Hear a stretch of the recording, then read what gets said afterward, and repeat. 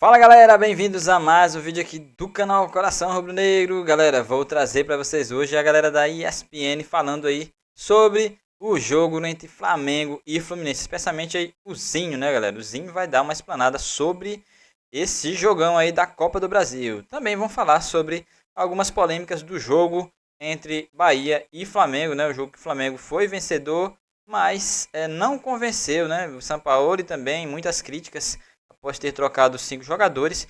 Então a galera vai dar um show aqui, esse vídeo tá muito legal. Vá logo deixando o seu like, se inscrevendo no canal e também ativando o sino da notificação para não perder nenhuma notícia do Mengão, galera. Que amanhã tem Flamengo e Fluminense pela Copa do Brasil, né? As oitavas de final da Copa do Brasil. Então fique aqui por dentro das notícias no canal Coração Rubro-Negro, galera.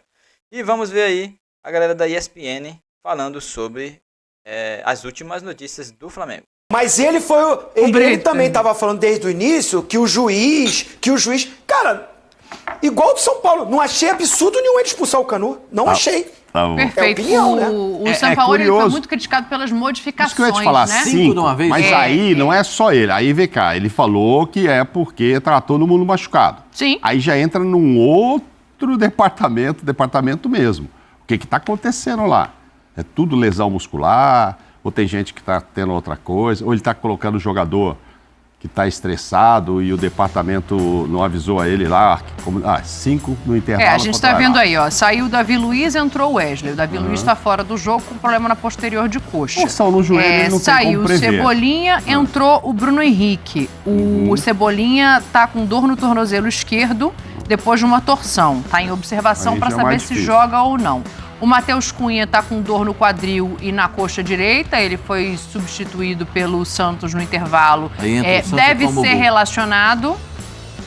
Tem isso também. É um bom ponto para a gente tocar. Se o gol é uma situação de confiança e problemática para um mata-mata, né? O Matheus França com uma pancada no joelho deve ficar à disposição também. E o Thiago Maia era só um desgaste, então também deve voltar. Então já entrou desgastado. É isso que eu acho. Efetivamente fora é o Davi Luiz.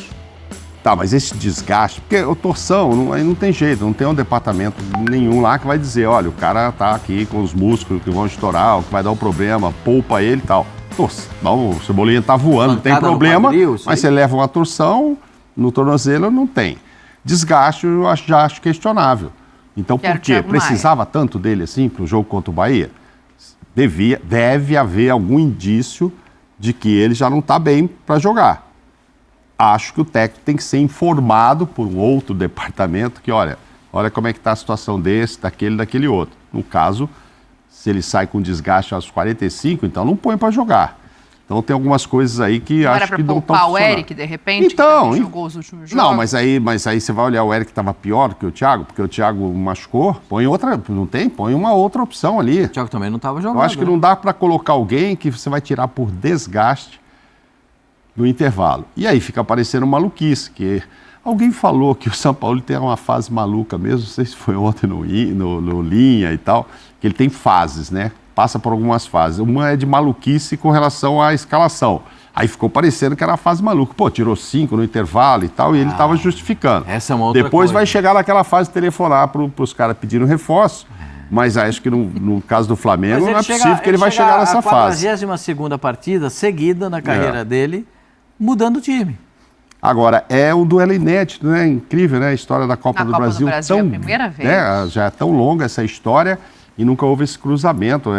Sensacional. Tomara que o máximo de jogadores se recupere para a gente ter times mais fortes possíveis, para a gente ter 2 grandes jogos. Para esse primeiro, o Fluminense já meio que acostumou-se a jogar sem ele, né? Já estava meio adaptado ali. O Lima está jogando bem. Já está entrando ali.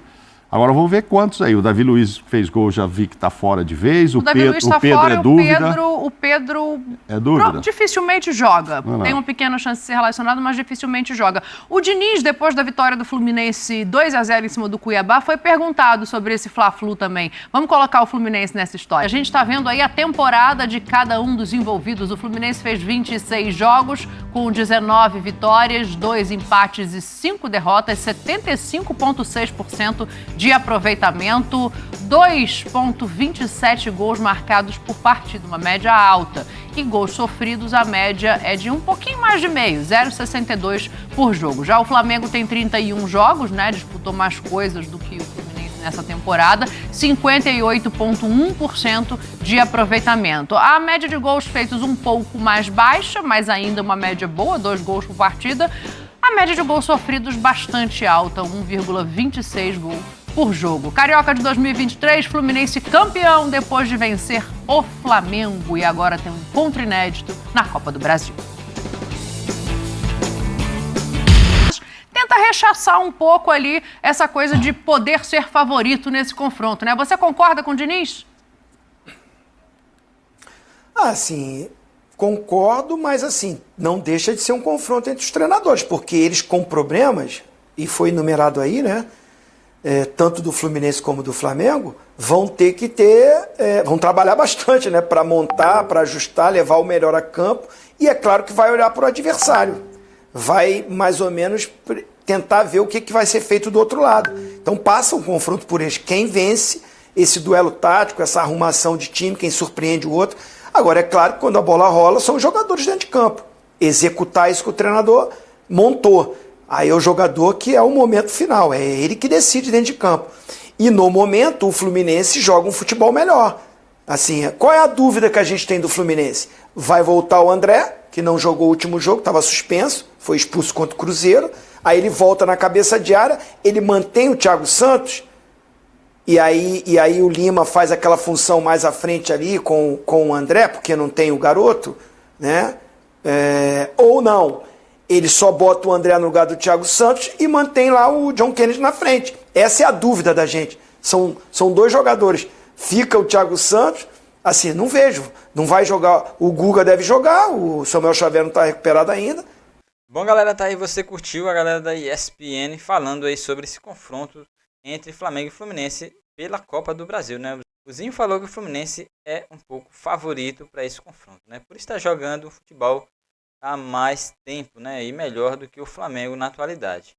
Mas vamos ver aí, porque, cara, jogo é jogo, né? Então tudo pode acontecer, o Flamengo pode sim melhorar aos poucos e poder surpreender aí na Copa do Brasil, já que é um jogo de mata-mata, né? Então, tudo pode acontecer. Então, galera, eu quero pedir a você mais uma vez que ainda não é inscrito que se inscreva, tá bom? No canal, deixe o seu like também e ative o sino da notificação, porque assim você não perde nenhuma notícia do Flamengo, galera. E até o nosso próximo vídeo aqui no canal Coração Rubro Negro.